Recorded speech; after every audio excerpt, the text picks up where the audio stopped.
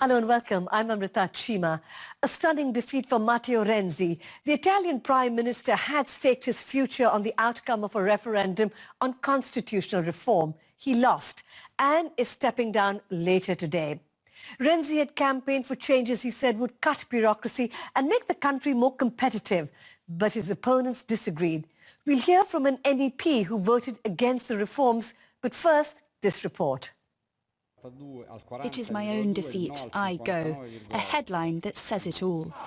Matteo Renzi won just over 40% of the vote, a far heavier defeat than polls had predicted, and one for which he's taking full responsibility. The next step now is mine. Tomorrow I will hold the ministers' meeting. I will thank my colleagues for their extraordinary support. And I will go to the presidential palace to inform the President of the Republic of my resignation. After a fiery campaign, turnout was high. Around 2/3 of eligible voters cast their ballots. Renzi had promised his reforms would strip away bureaucracy and bring political stability. Opponents said they would wreck the country's system of checks and balances. This was a victory for those fed up with the established parties. For many, the decision was as much about Renzi as the proposed reforms.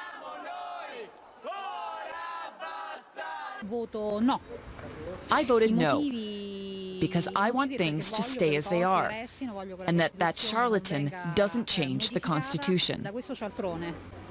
The victory of the no vote is a signal that the people are tired of austerity and the neoliberal politics of Renzi's government and those before him. These are the people who want to lead Italy now. Comic Beppe Grillo and his populist five-star party led the no camp. They're now calling for immediate elections, hoping to ride a wave of anti-establishment fervour into power. Joining me now from Bologna is Elly Schlein. She's an Italian member of the European Parliament for the left-wing Possibile party. Up until last year, she was a member of Prime Minister Matteo Renzi's governing Democratic Party. Welcome, Elly, to DW. You and your party campaigned against Renzi's constitutional reform plans. Why? Well, because it was a very bad reform. It would have shifted a lot of power in the hand of the ruling party. It would have, in a way, deleted a lot of competences of the region, and it would have taken away the vote of the right to vote for their representatives, for Italian citizens. And I think that's part of the reason why they voted against. The curious thing is that it has been described, at least this morning in the international media, as a populistic vote, while it was not clearly, because yes, of course, extreme right was on the side of the no. Grillo's five-star movement was supporting the no, but also the left, also 60% of Italian people, also the biggest trade union, for example, and also the association of partisans who freed the country from the fascism many years ago. So it was not a populistic vote. I think he made the mistake. Elly, you are saying that there was broader support, actually more than just the populist vote, but Renzi always argued that these reforms were about making Italy more governable. He said that especially changes to the Senate would make political deadlocks less likely, save money and make the country more stable. What do you feel about that?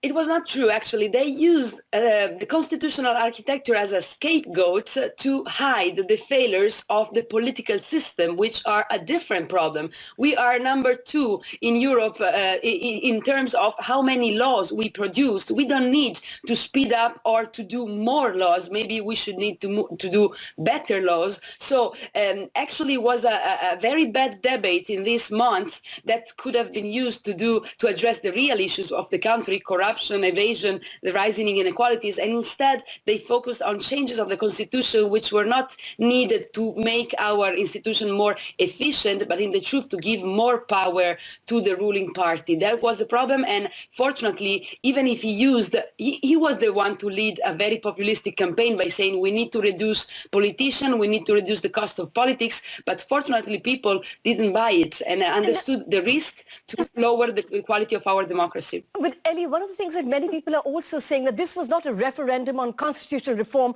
it was a referendum on Matteo Renzi. What is your assessment? That's what happened, unfortunately, because they managed to divide the country on the one thing on which we were really united, our constitution. When he understood that the reform was very weak, he tried to personalize it, to frame it as a vote on him and his government, trying to find with the constitution a legitimacy that he never had, because he was never voted to be the prime minister, as you know. That was a huge mistake, and I think that now he's paying the consequences for that choice, that very irresponsible choice as well. Right. EU parliamentary member Elly Schlein in Bologna, central Italy. Thank you very much for that. Thank you.